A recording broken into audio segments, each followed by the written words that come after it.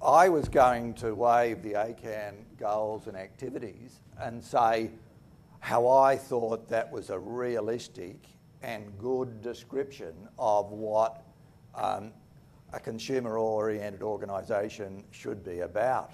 But this is no criticism of you, Abul. I was horrified to discover that the government had seen the need to provide evidence as part of ACCAN, a major part of ACCAN's role with its budget. I can tell you from experience, ladies and gentlemen, it takes a lot more than ACCAN could do.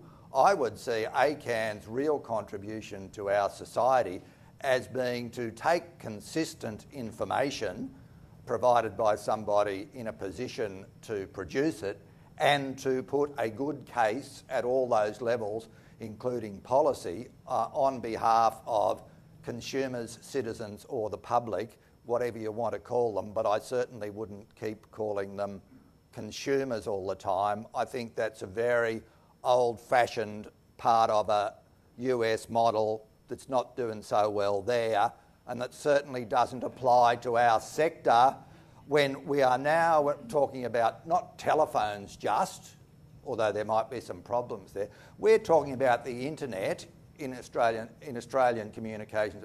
We're talking about drama, we're talking about culture, we're talking about education, we're talking about health and a lot of other things. I don't mean about the core of all of those things, but communication is an essential part. So the sort of grocery shop model that industry will put the products in front of the consumer, and if they get something that's a bit stale or a bit damaged, they will they just need a right to complain. I think that is frankly ridiculous.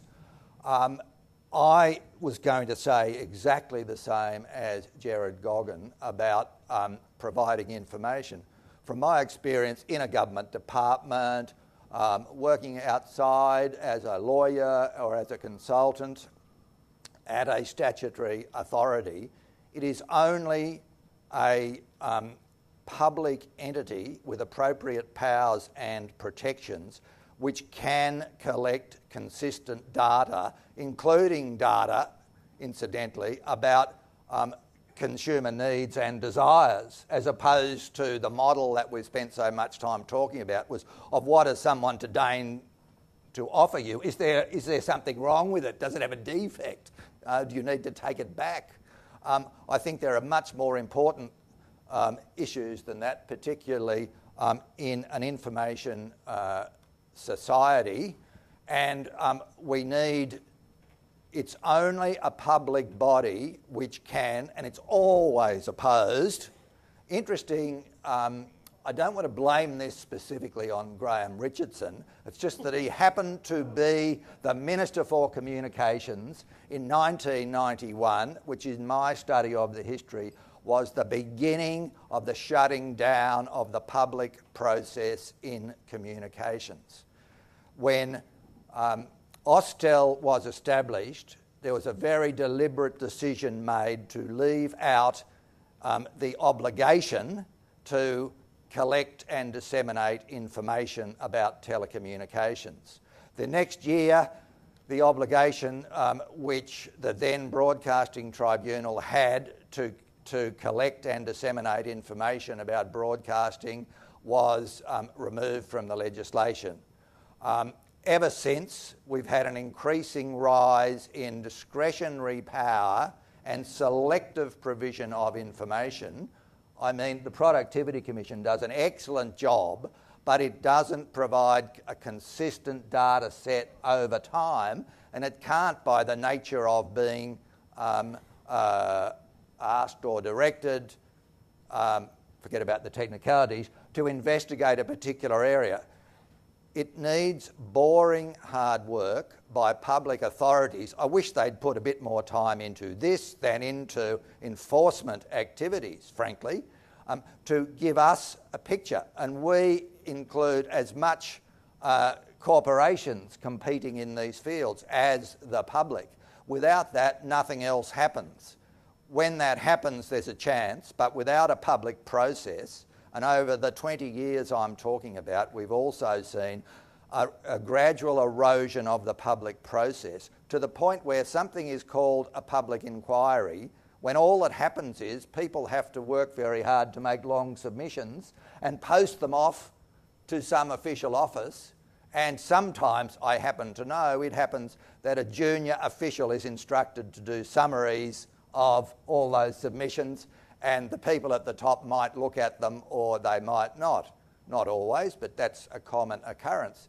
I've always advised consumers to be very cautious about burning the midnight oil for weeks on these formal submissions when there is no public process, when there's no right to have eyeball contact with the decision maker, and most important of all, from an absolutely practical evidentiary viewpoint, no opportunity to confront and test the people who've provided alternative information.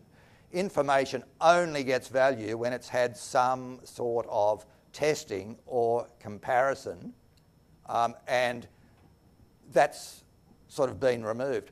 Here are the beginnings, and it's wonderful, of a fresh approach when every part of communications can prosper if we have evidence-based policy making and regulation in the full sense. Okay, in a moment we'll come to Dr. Paul Harrison, who among other things has a PhD in consumer behaviour. But just before that, a question for Abel. You spoke about the implementation of the code on premium services, mobile premium services, and you mentioned that you thought there were already signs of it having some effect, and certainly there are some changes in the complaints data, but isn't it also the case that already the ACMA have launched 14 separate investigations into breaches of that same code? Look, I'm not declaring victory, Alan. by no means. I was merely pointing out the relative improvement in the situation, I suppose, and most people will say to me, well, it's relative to a pretty appalling situation, and that's very true. Certainly not victory as yet, and I recognise the work that the ACMA is doing, and I recognise there's probably more to be done in this space. But I would say that the measures that are contained in the code have been worthwhile, albeit they were brought about probably far, far too slowly. That's probably the key criticism I'd make of the process of development. Can I just yes, make one comment if I might? It's very important not to ask for more data and information unless you can identify the way in which the data and information will be used and informed. I think there's a very great danger in Australia at the moment that everyone's clamouring for more information. More information is not necessary unless it achieves or is developed for a particular purpose. So one of the things you might consider are the advocacy groups in relation to telecommunications, ACCAN, the department, the regulator and what have you, might in fact try to work out a framework. I use the word a framework deliberately. One of the things we've understood in the Commission in a number of areas, a famous blue book that some of you would see every year that compares government services across the 9 jurisdictions, the Indigenous report, which I chair, all have frameworks. And what we've learned is that they drive the collection of appropriate information and appropriate indicators. In the absence of that, all you do is you have more information. So one of the lessons I think going forward is you would be well placed, I think, if you could come up with an agreed framework for the collection of data and information. And part of that is actually say, well, what would we do with this? How would it be used? How would it inform whatever the policy is? Then I think data and information becomes helpful. But the problem at the moment is departments are producing enormous amounts of irrelevant data. And that is not helpful, and it is exceptionally expensive. So I just caution, you've got to be able to demonstrate a purpose, and I think that's where some good dialogue discussion would be helpful. Righto.